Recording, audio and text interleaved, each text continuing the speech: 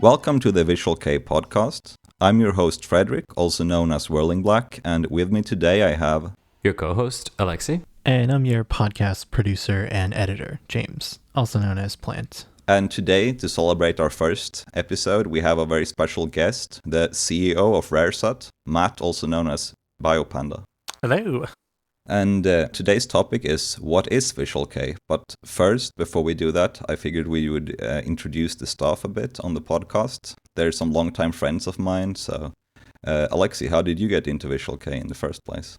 I've been doing Visual Kei now for 15 years. I was first introduced to it on a video gaming site, a Finnish one actually, and there was a thread about Japanese music, and someone had actually linked to Death by Ray's Garnet PV there, and unlike with most things, which I get into, I liked it literally from like the first second, just the aesthetic and the sound of it. It just spoke to me like straight away. It only took like a week or two before I was playing that shit on my parents' car. Like burning CDs with Death by Ray's Reddish and playing it to my mom. Was like, well, what do you think? And she was like, well, I don't like the screaming, but otherwise it's fine. That's such a parent thing to say when they hate something, but they can't bear to make their kids sad. They will just, try to find something positive going on. Oh, that's nice. It's basically like putting her drawing on the fridge. It's the same thing. Complimenting your child's taste in music. Yeah, definitely. So how about you, James? How did you get started? I think I got into Visual Kei about 16 or so years ago, and I've always been interested in Japan in general and Japanese music in general, so Visual Kei was just one of the many things I got into around that time. I think the first few Visual Kei bands I started listening to were Plastic Tree, Caligari, and Kagura, which were either recommended to me by friends or just things I found online randomly. So you kind of started with very atypical bands from the start. Yeah, I was going to say really eccentric choices. Yeah, like it's usually not, your children's first VK band kind of. Bro, I was listening to Ancafe, like Death by Ray, basically like the entriest of the entry-level bands that were big in the West in the mid-2000s. Yeah, I mean, I think out of the three of them, I would say Kagura is the most like typical Visual Kei band, at least aesthetically. Plastic Tree and Caligari, I think you could argue, are pretty like outside of the main Visual Kei scene. I think Plastic Tree got their start in the Visual Kei scene, at least. Yeah, Plastic Tree eventually weird off, even though still like I think they're connected through other members and the label and so on. They still play a lot of Visual Kei events, though, which I think is sort of like how they keep inside of the scene. Like Plastic Tree do a lot of events with the other bigger bands. Like I've seen them play with Lynch and Medjugorje and stuff like that at times. Yeah, for sure. But yeah, okay, that's very, very interesting actually. So you two have very different backgrounds in Visual Kei, like originally at least. Yeah. Okay, so let's move on to our guest. Hey, Matt, how did you get into Visual Kei? So I've been into Visual Kei for about 17, 18 years now. Way too long.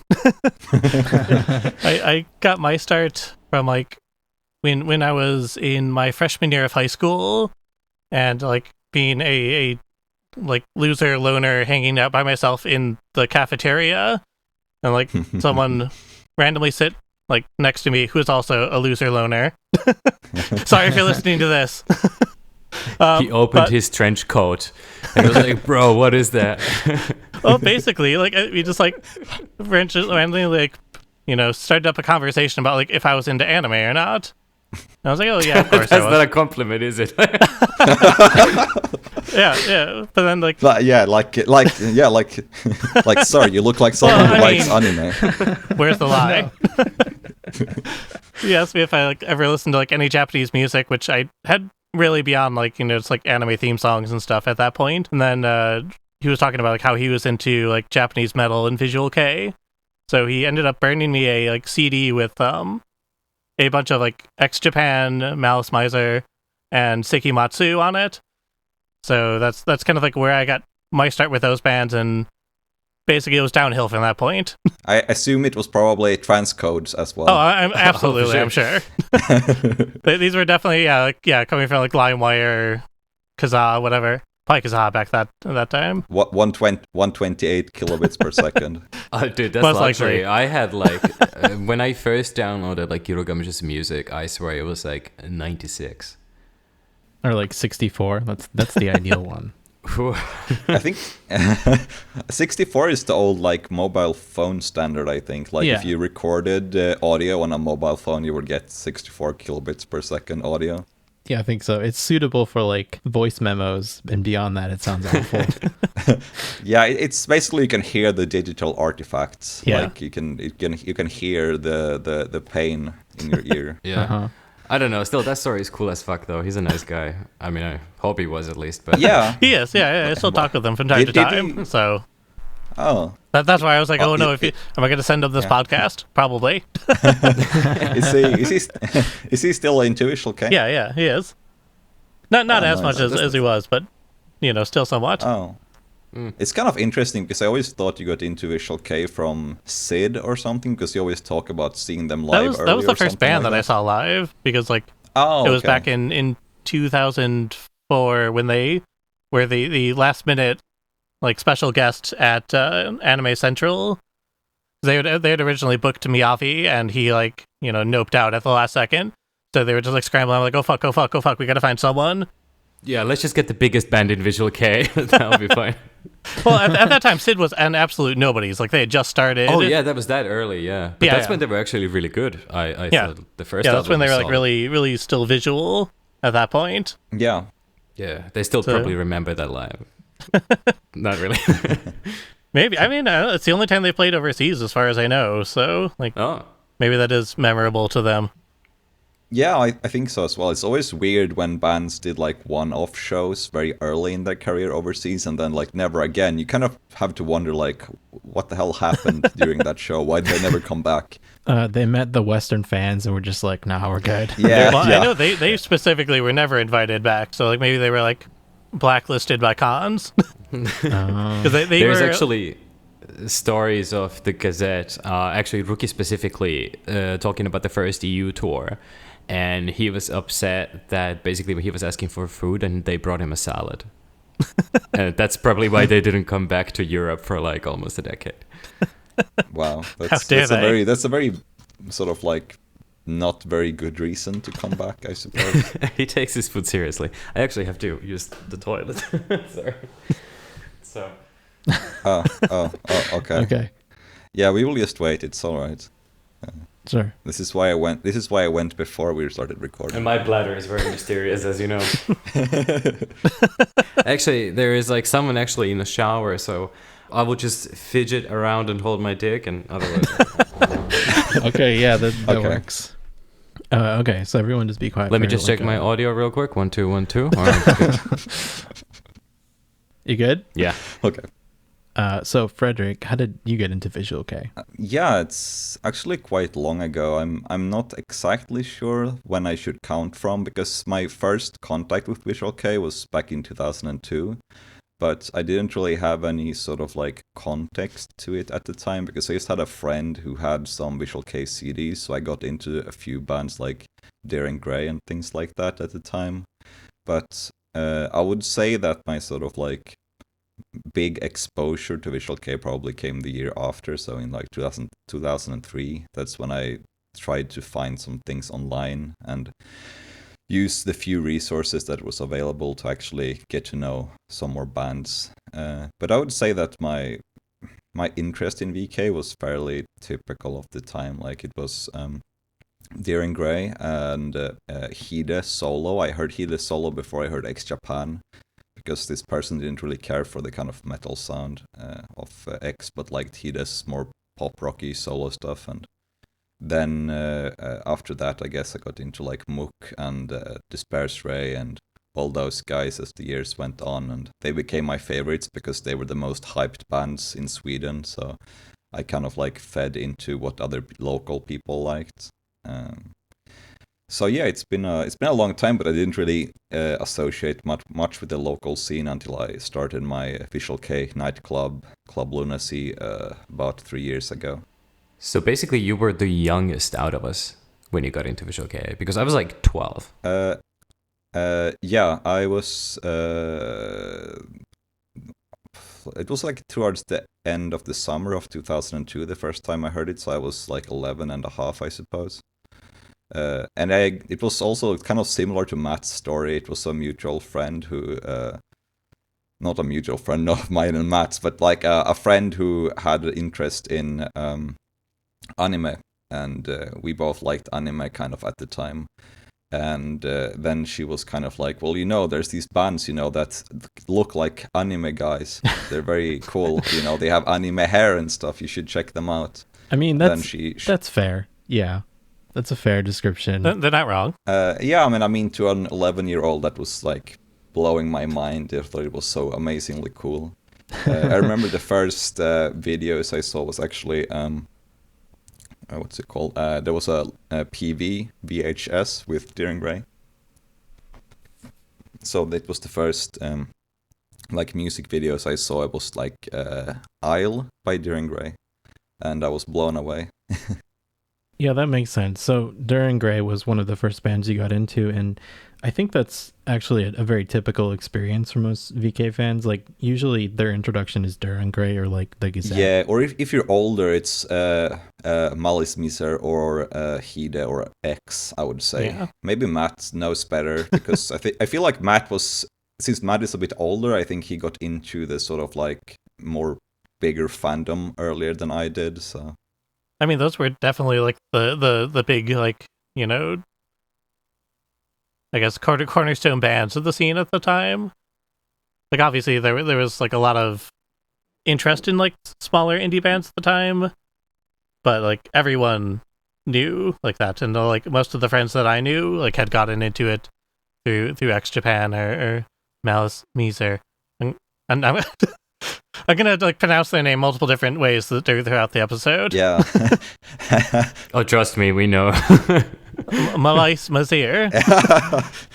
Yeah, we had a lot of trouble with that too. We were discussing Yeah. Malice Miser. We decided Malice Miser is the most reasonable pronunciation. Yeah, we decided on on Malice Miser, because it's like a sort of like version of like Malice and Misery. So That makes and sense. Misery, yeah.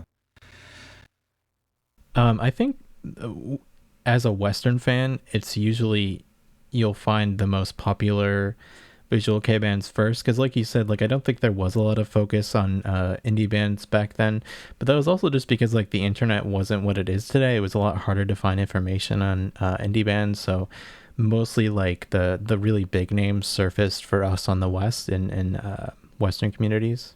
Yeah, definitely. I mean, I think like at that point, like LiveJournal hadn't even like really started to become a thing. So like all you had were like a couple little like random fan sites, and that's about it. So like your exposure is basically finding a fan site, and then like whatever their scope of bands is, and that's about it. Yeah, totally. Batsu might have been around at that point. I don't know when they started. But Batsu started in 2003, I believe, as far as I remember. But yeah, and I think that the fan sites also had this interesting network. Like they had some kind of affiliates page where you could like find affiliated fan sites for other bands. Sometimes. Yeah, like your Visual Kei web ring. Yeah, exactly. Like it's like a crime ring except for Visual Kei. Exactly. Yeah, and I mean sometimes I think even the fan sites had like really low quality MP3s you could download. Oh yeah, it was the Wild West back then. Like you definitely had like the sort of like weekly music that they would post up or monthly on some sites. Yeah, and it was like you directly hosted on the website, and no one complained. Yeah, and you just get like one or two like random songs with no context, just like here's a Kagero song, cool. What's the name? Who knows? Yeah.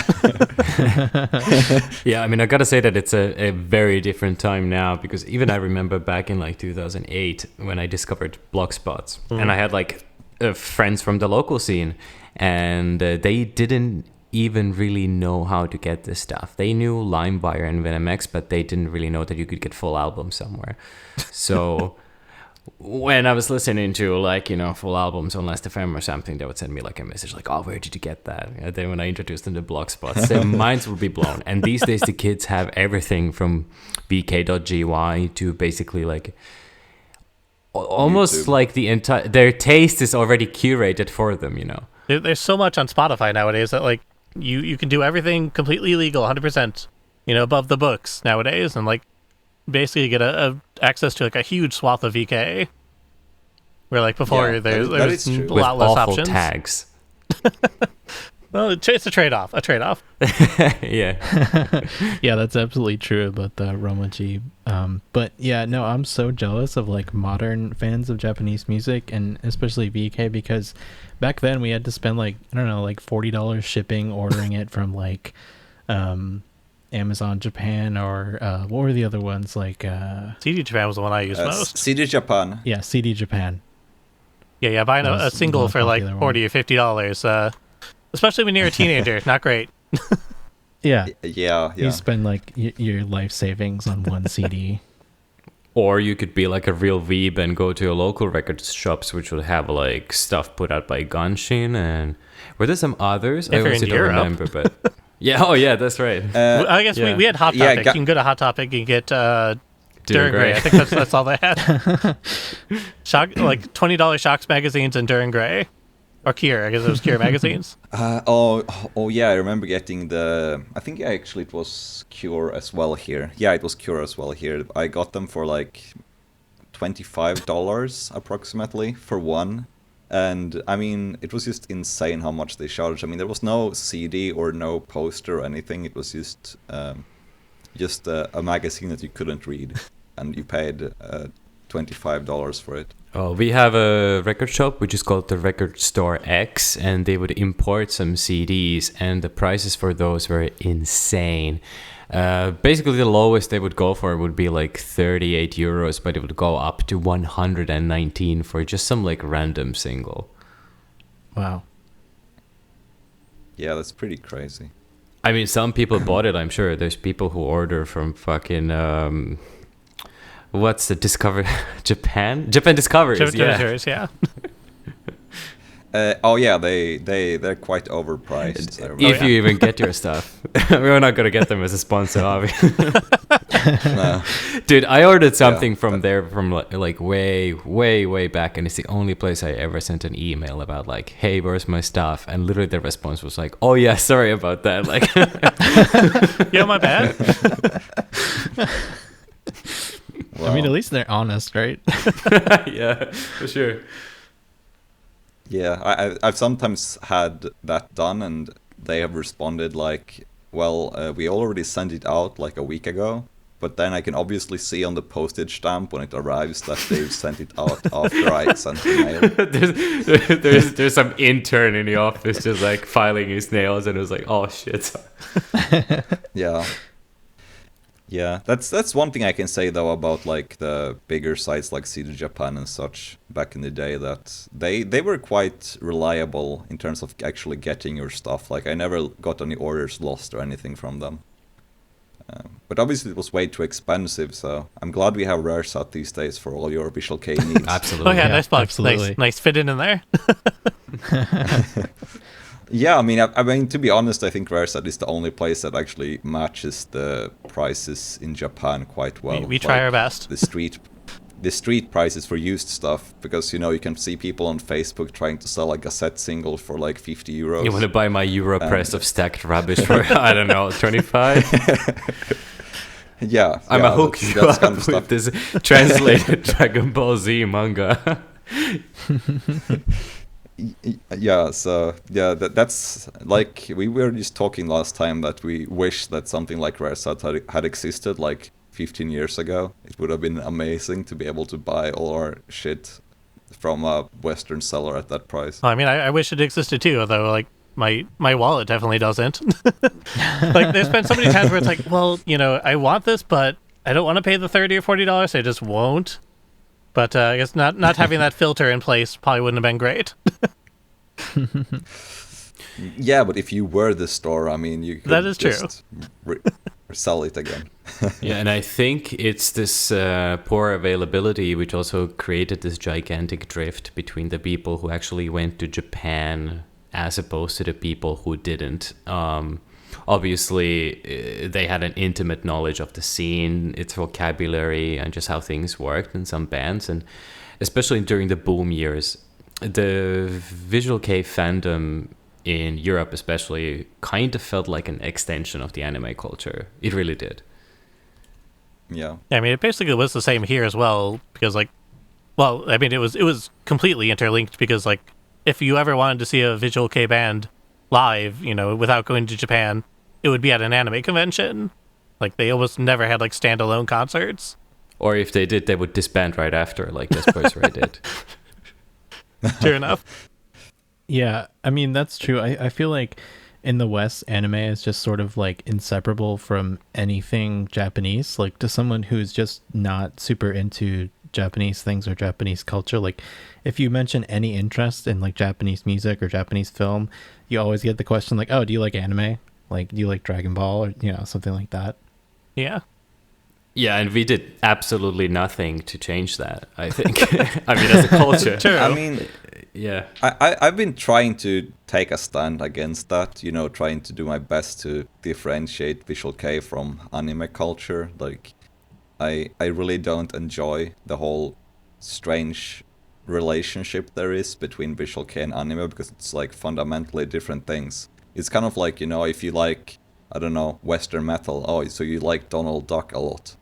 It's like, it doesn't make sense. I mean, it is different, but like, it also is sort of like a good bridge, I think, for like people getting into Visual Kei, because like when we as like RarezHut have like done like selling booths at conventions, we'd often like get people coming up to us who have like never heard of Visual Kei at all, but they'd like see like, oh, you know, this music, oh hey, you know, oh, this band is that did like the theme song for Death Note, oh, they're a Visual Kei band, you know, and like kind of get into it for that, to like, you know, bands like Gazette and Nightmare who like have done theme songs in anime to kind of like pull over fans and create new fans for Visual Kei. It's definitely a good gateway drug, for sure. Yeah. And it serves a good purpose for that reason. And I think- but I also think that, yeah, sorry. Yeah, I think we all listened to probably theme songs before we listened to Visual Kei, I would imagine, because I sure did. Like, not just the ones on like the Dragon Ball Z, which they showed on TV, but then also like for some reason the fucking dog anime is huge in Finland. It's gigantic. It's called Ginga Nagareboshi something or other. Who knows the full name? I don't know what that is. I know Cut what you're talking that about. Cut that out in post. Wow, look at this nerd over here. Okay, I will start over. Yeah. I think it's again because both anime and Visual Kei culture in the West are both youth culture.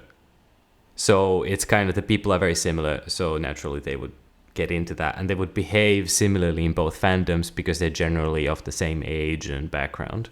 Yeah, and it's also the part of Japanese popular culture that sort of spread to the West, so it makes kind of sense also that it's the two most prevalent parts. Also, sometimes it would be similar companies as well doing both things in the West, like, not to mention anime cons, but like magazines and... Yeah, well, I think like we were saying earlier, even like just the Visual Kei styles are pretty anime. Like, if you like the way anime characters look, the odds are you will like the way a Visual Kei band looks as well. Yeah, that is true also. I mean, the visual styles are quite similar to each other, at least superficially. Yeah, and I think that raises the question whether the Japanese people think this way. And it was actually interesting when people uncovered how the Tusk from Ezekiel, how his look influenced that manga character. So there is that sort of like tangible crossover happening between the cultures. I think in Japan there's also like, you know, a connection with like doujin culture and stuff, because like they don't really exist much nowadays, but like there used to be a decent like scene of like doujinshi and whatnot that was like created about Visual Kei bands. So like you had that like interlinking there between like, you know, anime / manga culture and Visual Kei even within their own country.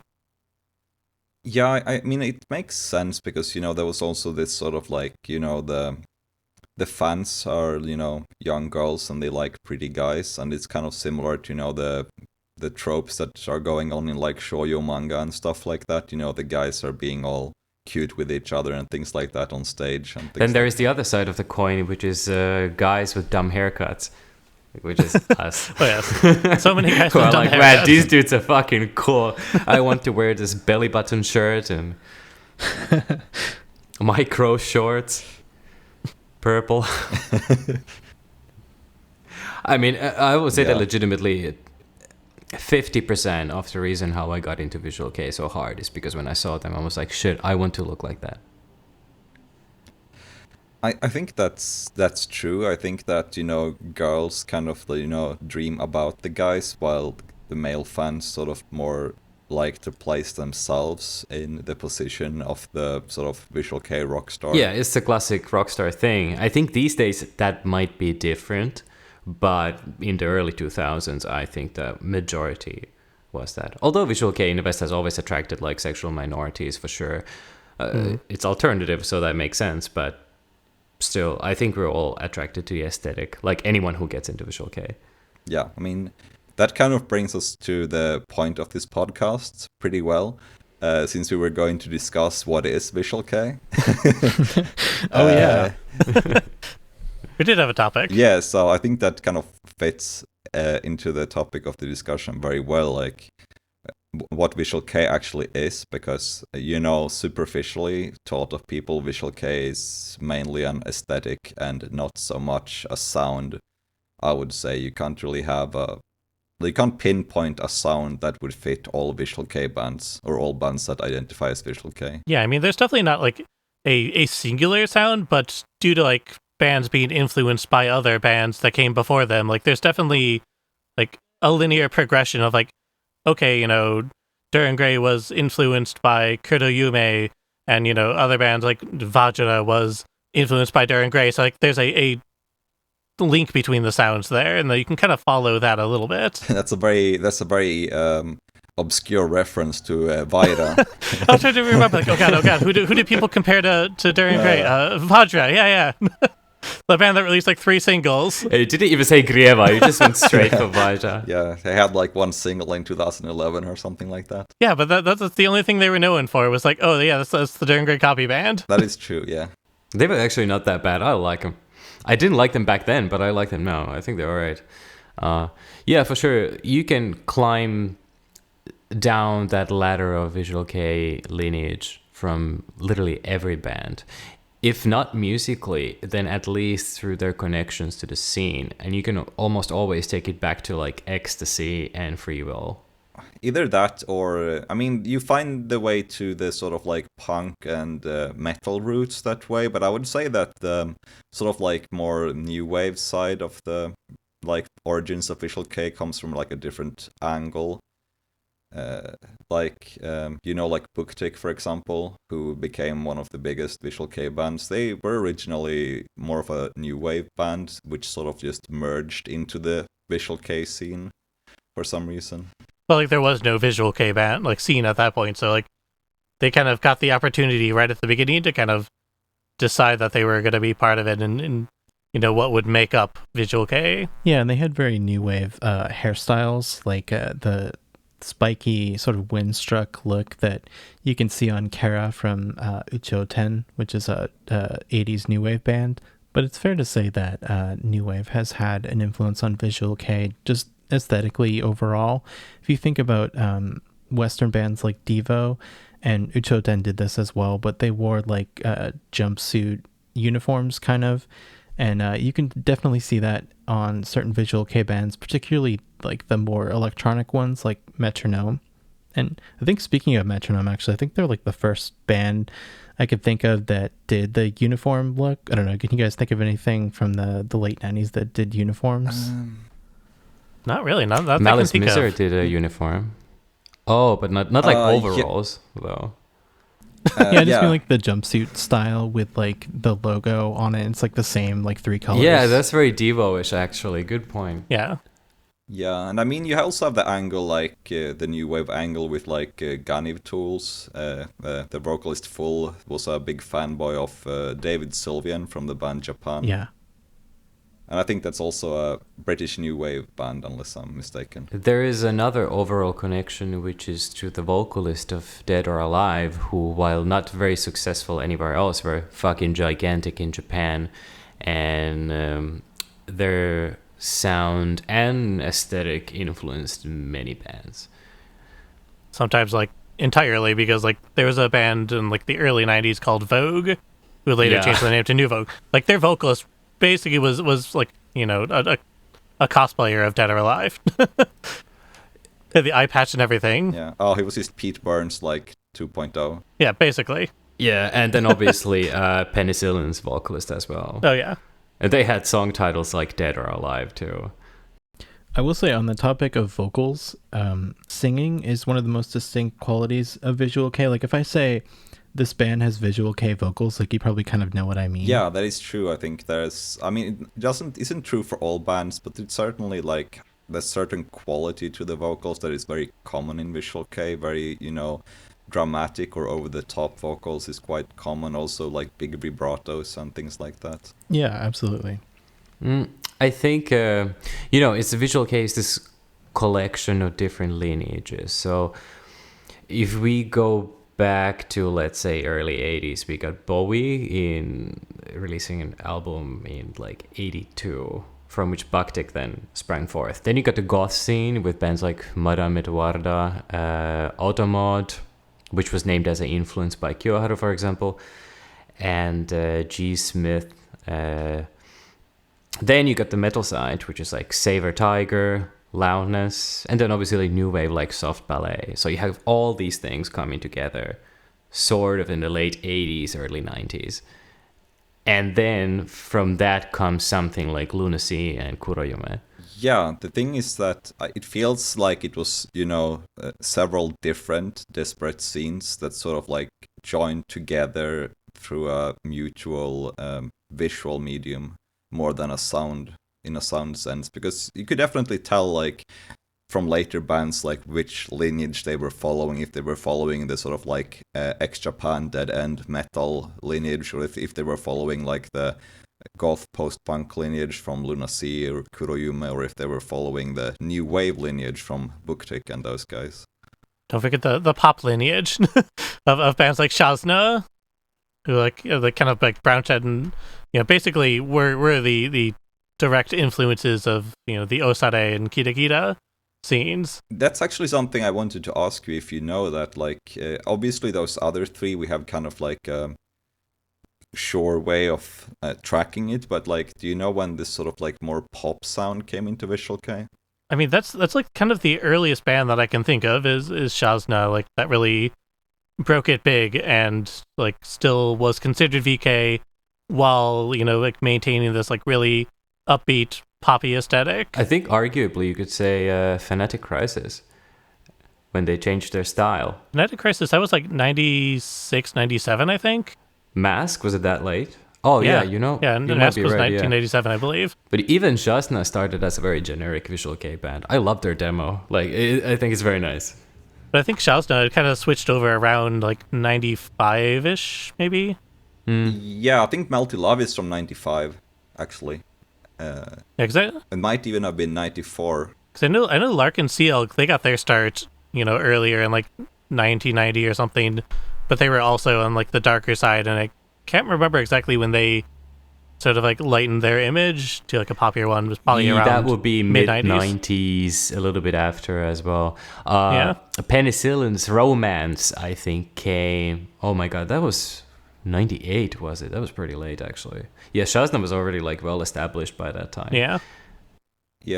I would like to say that Matt is actually probably correct, and that Shazna were the ones who sort of bridged the pop gap first, at least in that kind of sense. Obviously, some of the new wave bands had poppy songs, but it was from a different angle and aesthetic. They were definitely like the biggest example, at least.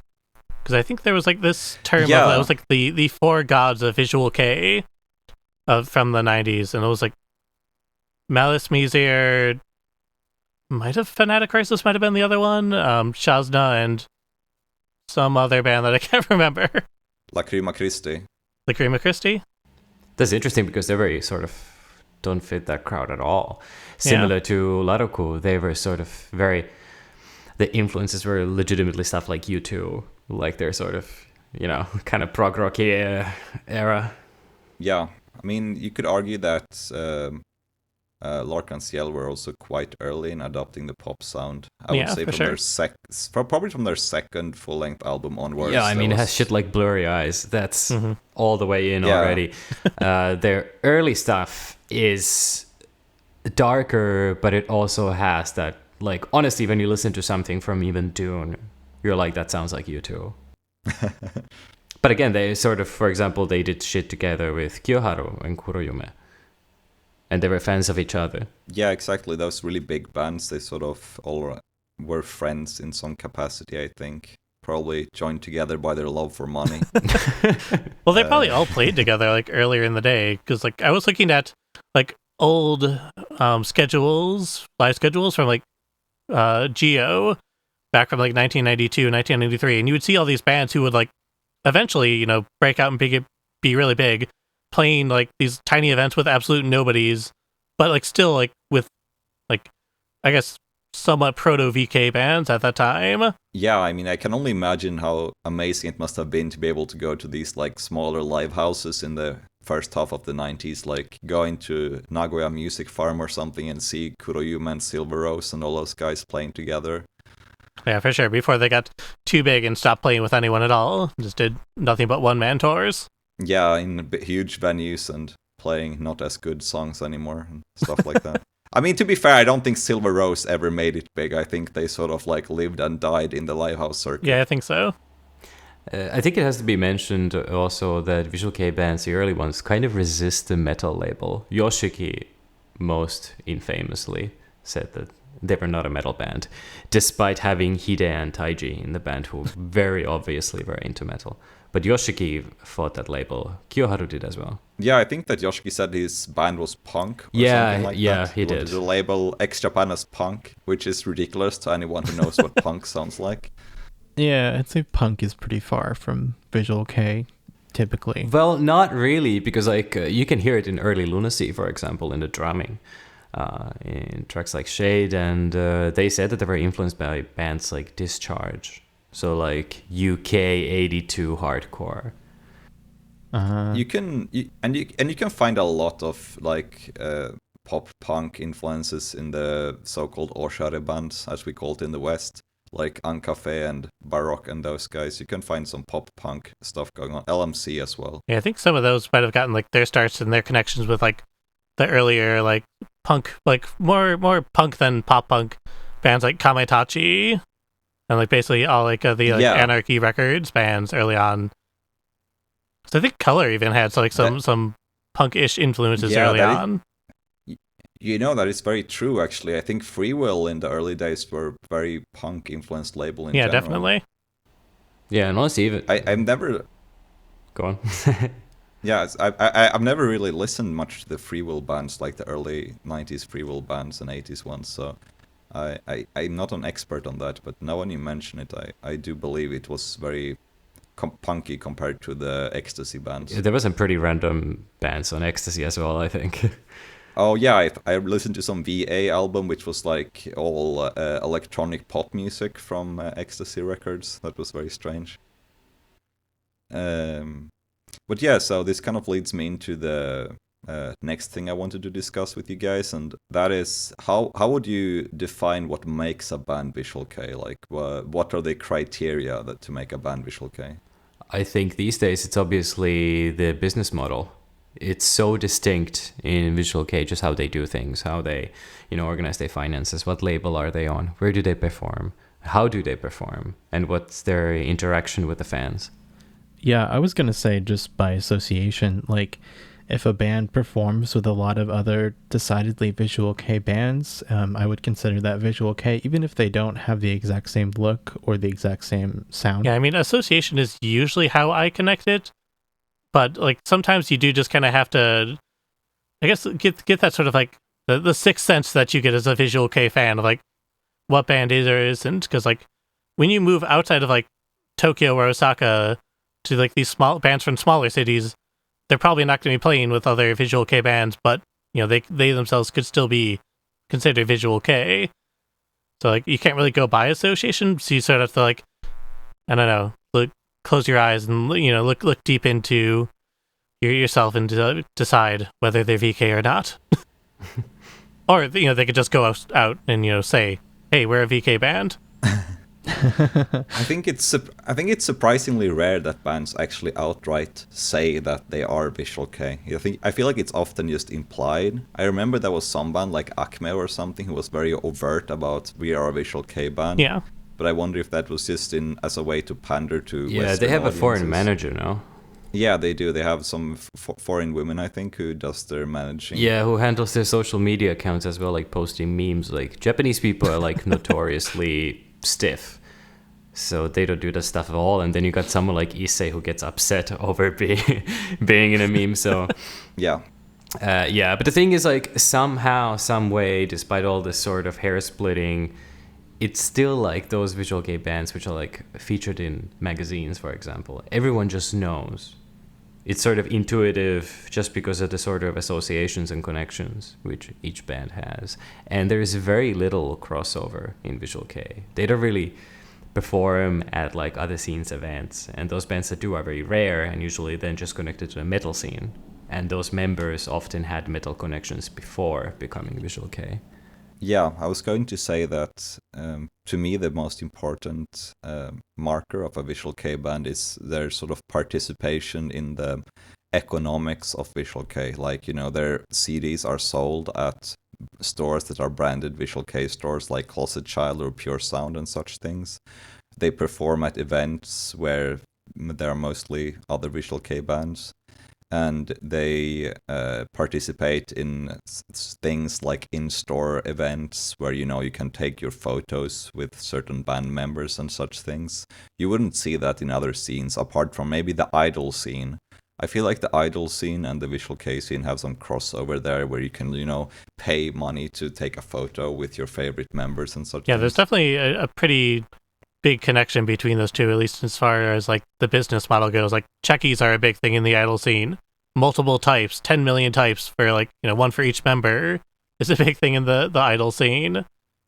But like outside of that, I think like most normal bands, they're not out there doing checkies. So that's probably the biggest signifier. Does the band do checkies? Okay, yeah, they're VK. Yeah, could someone also describe what a checkie is for listeners who might not know? I'm just very interested in how you might. Absolutely, it's like a small Polaroid photo, usually taken like right before the show. So after the band members like dress up and put on all their makeup and things like that, a manager or another band member will take some Polaroid photos of each band member, and then they would like put all of Polaroids in a box, and then it's random. You can't see like which member you're getting, and then you pay. The fan pay usually 500 yen, so about $5 a picture, I suppose. And then they draw one randomly. So it can be quite expensive if they have a favorite member. They might have to buy like 5 or 10 just to get a good one of their favorite member, and then they have paid like $50 just like that. Yeah, and they're all completely original too. Like they're all one of a kind, and I think you can get like personalized messages on them as well. Like they'll write your name on them or something like that if you order them. It happens sometimes. Usually not if it's at a venue when you buy it. Usually then it's just like some checkies are like lucky checkies, so they might be signed or have some short message written by the band member on it, but it's usually not customized except at in-store events and such things. Well, especially now in like the days of Corona, like a lot of bands are like selling checkies through their own web shops and whatnot, and a lot of those ones can like offer like customized or signed checkies. Yeah, I think that's what I'm thinking of. I've kind of gotten used to the Corona life. Yeah, and I also remember that some bands like hiked the price on their checkie when their fame rose. I think the worst offender I can think of was Mejibre, who towards the end sold their checkie at 1,000 yen a piece, which is twice what a normal band would charge. The venue size might have gone down, but the prices didn't. Yeah, exactly. Yeah, I think it also has to be mentioned the Visual Kei scene's intimate connection with sex industry in Japan. and how basically some bands are able to make a living, on the girls. Yeah, well, there's also the connection with like the host industry for sure, if nothing else. Like there's a whole subgenre of Visual Kei that's host Kei, of just bands that look like, members of host clubs. Sometimes they are member of host clubs as well. That too. Yeah, I think it's a pretty common crossover, I suppose, especially since a lot of bandmen also, get money for accompanying girls and such. I wouldn't call it like sex trade or anything like that. I think that's a bit too assumptuous, but at least they get paid for their company and their time, for sure. Yeah, and also this is not a new thing. Like Yoshiki, I think, worked in the host industry as well. And some other guys from the early scene. Geez. That's disturbing. I can't imagine having to sit with Joshki and drink champagne or something like that. They took the piano out of the club because he just insisted on playing every time he was there. Yeah, exactly. It's like, please, Yoshki, please stop playing. For the love of God, stop playing. Yeah. Is there anything else you guys can think of, like what defines a band as Visual Kei? I mean, obviously the looks, but the looks aren't always everything. I mean, there's such a wide variety of looks inside of Yeah, Visual see, Kei. that thing is never uniform, and neither is the sound. Like, they are obviously Visual Kei traditions as far as like how composing a song and the affinity for solos and a certain type of vocals. But at the same time, it's still a very wide field, which is also constantly changing depending on what's happening in the West. Yeah, I mean, looks are definitely a definer. They can be at some point. Like, if you see a Koteke band, like, straight out of the gate, okay, that's a VK band, without any doubt. But, like, it sort of, like, blurs the lines more when you get into, like, the soft visual bands where they could really go either way. They're just, like, some dudes wearing, like, jeans and a t-shirt. Yeah, we have talked a bit about those in the past. I remember Alexi has a name for them. The Leonardo DiCaprio haircut and the fucking leather pants. Yeah, I mean, those tie into like general pop culture moments in Japan and the fashion there at the time. Visual Kei kind of used to follow that more, I think, whereas now they've settled more to that like outsider, like being in the fringe. Yeah, I mean, I think that those sort of soft K bands probably had more commercial success outside of the sort of outcast crowd that today consume most of Visual definitely. Kei. I imagine it was probably more socially acceptable to like late era lunacy or something like that, when everyone just looked like, guys in suits, like actors. Yeah, or like handsome actors or something. Definitely a lot more socially acceptable than dyeing your hair bright blue and spiking it up. Yeah, exactly. Yeah. So I was thinking then, like, we would briefly we kind of touched on this already, but just like, where did the inspiration for Visual Kei come from? Like, where we sort of like see where the early bands like got their sound from and looks from, and like how it has evolved to today.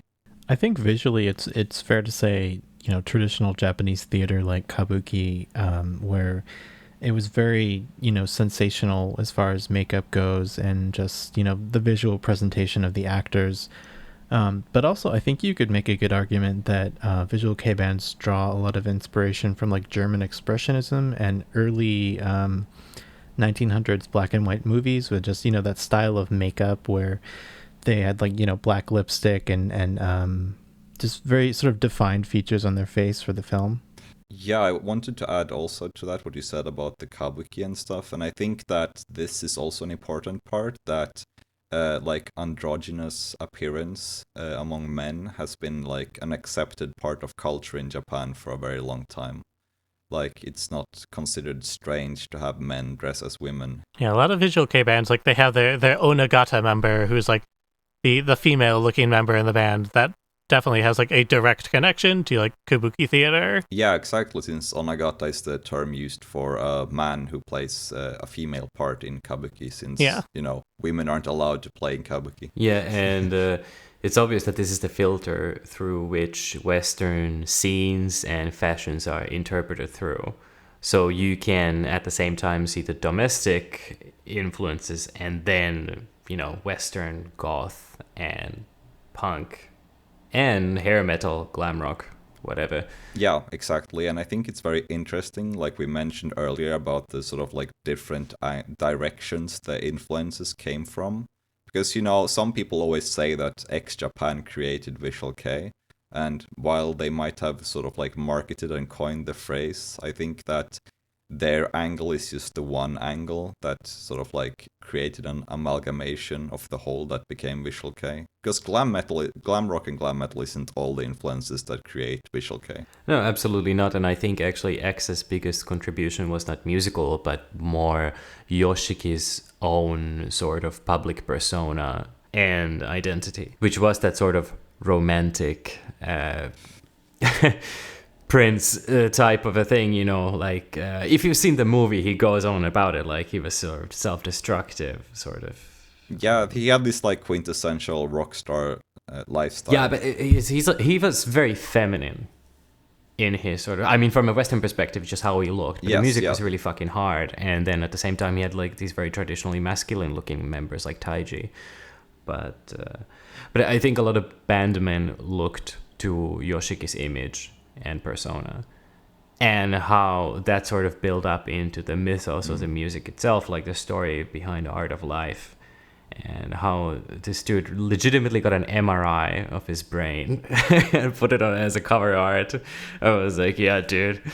I mean, that sort of melodramatic, I can't really call it posturing, but, that performance, that's essentially Visual Kei. But then at the same time, like, are there any bands that sound like Dahlia? That is... No, there isn't. I was going to say that it's actually true, like the performance art aspect of Visual Kei, it's something we didn't really mention, but I think that there's a lot of that, like some bands always stay in character even during interviews.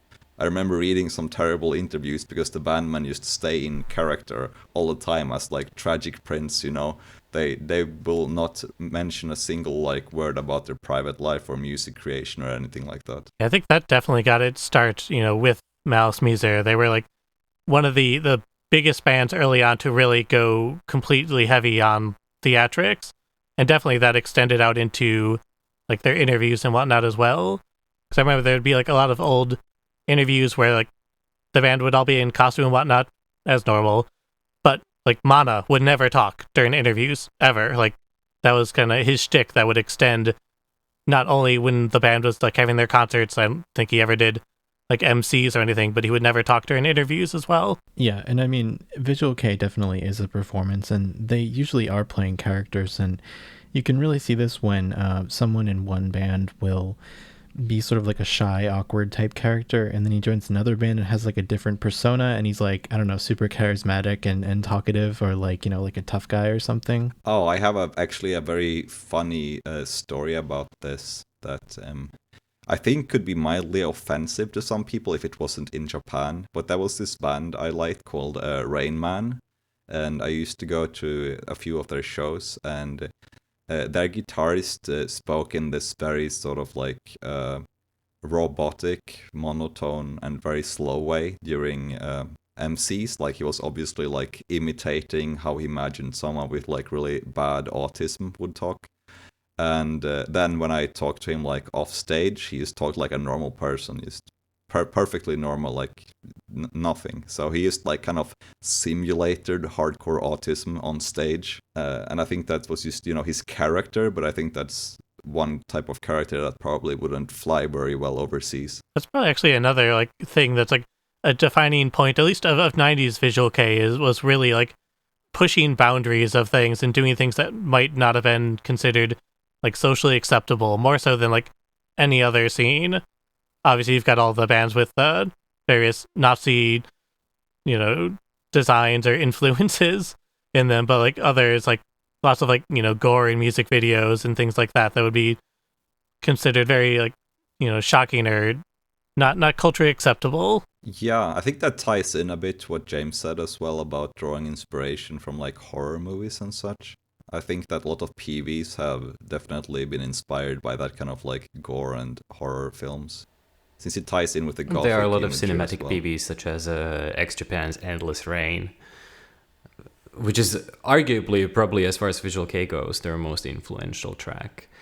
But the performance also reflected on the egregious amount of fan service, especially on early bands like Bactic and Derlanger, and the latter especially is notorious for that. Oh, Derlanger, they were huge into their fan service. Probably like the first Visual Kei band that really leaned heavily into fan service. Oh, for sure. And it's also interesting because they were kind of a blue-collar type of a band. They sounded very hard rock, especially on La Vie en Rose, and especially on their demo from 87, Girl. But then, by 90, they already released a very Visual Kei sounding album in Basilisk. Yeah, but then Kyo went on to Dying Cries, which is...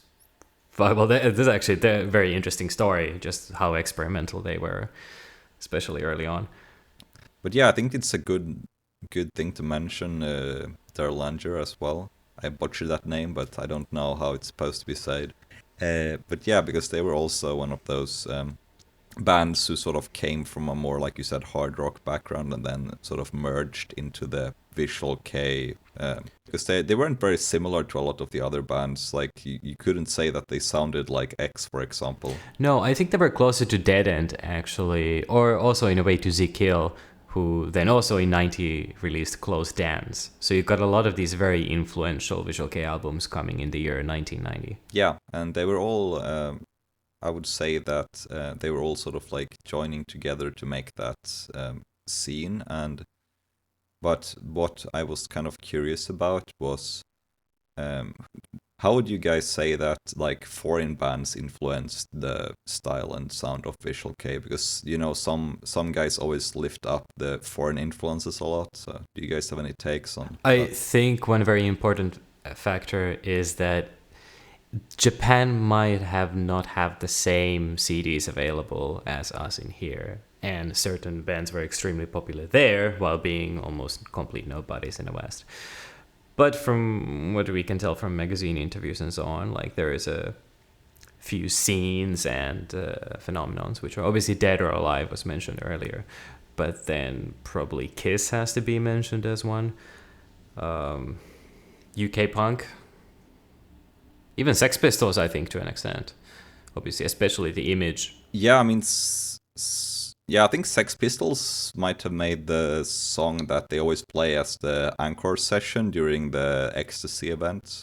Like the label Ecstasy, when they had their events in the early 90s, they would always end their show. Yeah, they always end with Anarchy in the UK. Yeah, and isn't that a Sex Pistols song? Yeah, possibly? But I think, you know, one of the things like which gets repeated in the Western communities, like, oh, it's like Japanese glam rock. It's, you know, that's a very, very bad oversimplification, I think, because especially these early bands that sort of formulated the Visual Kei sounds like Zekiel and Erlanger, they were already like combining domestic influences, I think. So the Western influences go like years back.